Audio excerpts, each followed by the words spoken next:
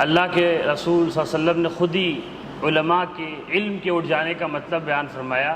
دوسری حدیث شریف میں کہ علم اس طرح اٹھے گا کہ علماء اللہ اٹھا لیں گے۔ تو ظاہر ہے علماء تو ہر زمانے میں اٹھائے جاتے رہے ہیں، کوئی عالم تو ہمیشہ زندہ نہیں رہتا، تو اس کا مطلب یہ ہے کہ علماء اٹھائے جائیں گے لیکن ان کے سچے وارثین کم ہوتے جائیں گے، تعداد میں اضافہ نہیں ہوگا، تعداد کم ہوتی جائے گی۔ پچھلے ہفتے میں نے اس کی تشریح کی تھی، حتیٰ کہ ایک زمانہ ایسا آئے گا کہ دنیا میں صرف کفر بچے گا اور قیامت برپا ہو جائے گی۔ تو یہ جو قبض علم ہے، علم کا اٹھ جانا، اس کے اسباب پر چند اور اسباب پہ غور کرنے کی ضرورت ہے۔ قرآن نے سب سے پہلے علم کی تلقین کی ہے، سب سے پہلی آیت تھی اقرأ نازل ہوئی کہ علم حاصل کرو، پڑھو۔ چنانچہ دنیا میں علم کا انقلاب برپا ہوا، جیسے جیسے اسلام پھیلا ہر ایک شخص کے لیے علم کے دروازے کھلے، ہر گھر میں کتابیں پہنچی۔ دنیا میں ایسی بھی قومیں آباد تھیں، ایسے بھی ممالک تھے اور آج بھی ہیں جہاں پر رنگ اور نسل کی بنیاد پر، خاندانوں کی بنیاد پر علم دینے اور نہ دینے کے فیصلے ہوتے ہیں۔ ایسے نظریات ہیں جو کہتے ہیں کہ علم حاصل کرنے والی جو قوم ہے وہ صرف اونچی ذات والی ہوگی، اور جو نیچی ذات کے لوگ ہیں انہیں علم حاصل کرنے کا حق نہیں۔ اسلام نے علم کے دروازے کو چوپٹ کھول دیا، ہر ایک شخص کے لیے علم کا دروازہ کھول دیا، اور اللہ کے رسول صلی اللہ علیہ وسلم سراپا علم تھے۔ اللہ نے انہیں نور فرمایا کہ وہ جیسے علم ایک روشنی ہوتی ہے کہ اس سے چیزیں سمجھ میں آ جاتی ہیں، جیسے روشنی اگر ہو تو ہر چیز کی حقیقت واضح ہو جاتی ہے، اندھیرے میں چیزیں نظر نہیں آتی، ایسے ہی اللہ کے رسول صلی اللہ علیہ وسلم اس معنی میں نور ہیں کہ ان کے آنے سے حق واضح ہوا اور باطل کا بطلان واضح ہوا۔ تو حضور پاک صلی اللہ علیہ وسلم نے ارشاد فرمایا انما بعثت معلما، میں تو استاذ، ٹیچر اور علم دینے والا بنا کر بھیجا گیا ہوں۔ چنانچہ انہوں نے ایک ایسی نسل تیار کی، ایک ایسی جنریشن تیار کی جو جن سے ساری دنیا میں علم پھیلا، فیض پہنچا، وہ چشمہ فیض علم بن گئے۔ اور یعنی صحابہ کرام رضی اللہ عنہم اجمعین، صحابہ کرام رضی اللہ عنہم اجمعین کے بارے میں خود ایک صحابی، جلیل القدر صحابی عبداللہ بن مسعود رضی اللہ عنہ کا ارشاد گرامی ہے کہ انہم اعمق هذه الامت علما، کہ اس امت کے سب سے زیادہ علم کی گہرائی رکھنے والے صحابہ ہیں۔ کوئی بھی شخص بعد میں کتنا ہی حروف پڑھ لے، کتابوں کے اوراق پلٹ ڈالے، وہ صحابہ کے علم کی گہرائی تک نہیں پہنچ سکتا،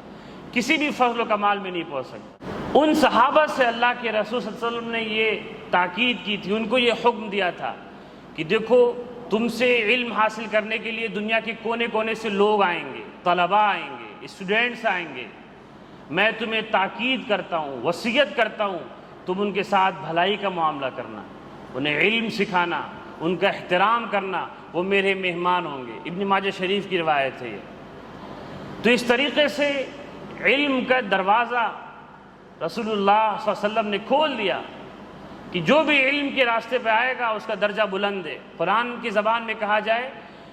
تو ایک عالم اور جاہل کا فرق ایسا ہی ہے جیسے بینا اور نابینا کا، اندھا اور دیکھنے والے کا، کہ دیکھنے والا ہر چیز دیکھتا ہے، گڑھا بھی دیکھتا ہے، پہاڑ بھی دیکھتا ہے، زمین و آسمان بھی دیکھتا ہے، اور ایک نابینا وہ گڑھا نہیں دیکھتا، وہ کیچڑ نہیں دیکھتا، وہ گندگی نہیں دیکھتا، وہ روشنی نہیں دیکھتا، وہ اندھیرا نہیں دیکھتا، وہ کہیں بھی گر سکتا ہے۔ قرآن نے اتنا بڑا فرق بتایا، فرمایا اللہ جل شانہ نے جیسے روشنی اور تاریکی میں فرق ہے ویسے علم و جہالت میں فرق ہے۔ اس طریقے سے علم پھیلا،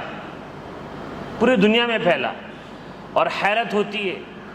کہ اللہ کے رسول صلی اللہ علیہ وسلم کے ارشادات پہ کیسے جان نثار تھے ان کے صحابہ، کیسے فداکار تھے ان کے صحابہ، کہ حضور نے کہا کہ تم سے سیکھنے والے لوگ دور دور سے آئیں گے، تم ان کا احترام کرنا، انہیں علم سکھانا، نرمی کا معاملہ کرنا، انہیں کھلانا پلانا، وہ تمہارے اللہ کے رسول کے مہمان ہوں گے۔ اس کا نتیجہ یہ ہوا کہ صحابہ کے بعد کی جو نسل ہے، اگلی جو جنریشن ہے، تابعین کی اور اس کے بعد کی جو نسل ہے تبع تابعین کی، اس میں جو بڑے بڑے علماء ہوئے ہیں، امام بخاری رحمۃ اللہ علیہ، مثلا امام مسلم رحمۃ اللہ علیہ، امام ترمذی، امام ابو داؤد سجستانی، اور بے شمار لوگ نام گنائے تو مجلس ختم ہو جائے، یہ سارے لوگ ان میں سے اکثر و بیشتر عرب کے نہیں تھے، اور جن کو آپ جانتے ہیں، جن کے نام عوام بھی جانتی ہے، ان میں سے کوئی عرب کا نہیں تھا۔ یہ تھی وہ صحابہ کی قدردانی جو انہوں نے اللہ کے رسول کے فرمان کی کہ ہر ایک کو دیا، پھر زبان کا فرق نہیں۔ بخاری رحمۃ اللہ علیہ، ترمذی رحمۃ اللہ علیہ، مسلم رحمۃ اللہ علیہ، یہ سارے لوگ عرب کے نہیں تھے، یہ دور دراز کے لوگ تھے۔ علم پھیلا، دروازے کھلے، اور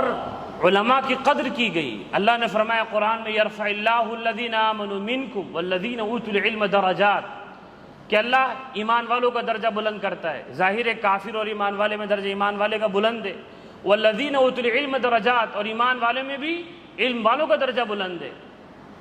کہا جاتا ہے کہ عابد کی 1000 عبادت گزار نیک بندے ان سے زیادہ بھاری ہے شیطان پر ایک دیندار عالم۔ ان فقیہا واحدا متورعا اشد علی الشیطان من 1000 عابدی، حضرت علی رضی اللہ عنہ کا شعر ہے۔ ایک دیندار علم والا شیطان کے مقابلے میں 1000 دیندار غیر عالموں سے زیادہ بھاری ہے۔ اس کی عبادت، اس کے علم کی محنت ہے۔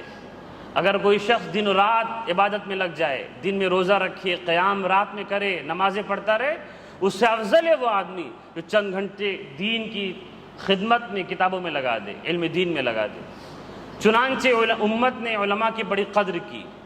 اللہ کے رسول کے جانشین وہی لوگ منتخب پائے جو اللہ کے رسول کی علم کے وارث تھے۔ ابوبکر صدیق رضی اللہ تعالیٰ عنہ، عمر فاروق رضی اللہ تعالیٰ عنہ، عثمان غنی رضی اللہ تعالیٰ عنہ، علی ابن ابی طالب رضی اللہ تعالیٰ عنہ، یہ 4 وہ لوگ ہیں جو حضور کے بعد ترتیب وار سب سے بڑے علم والے تھے۔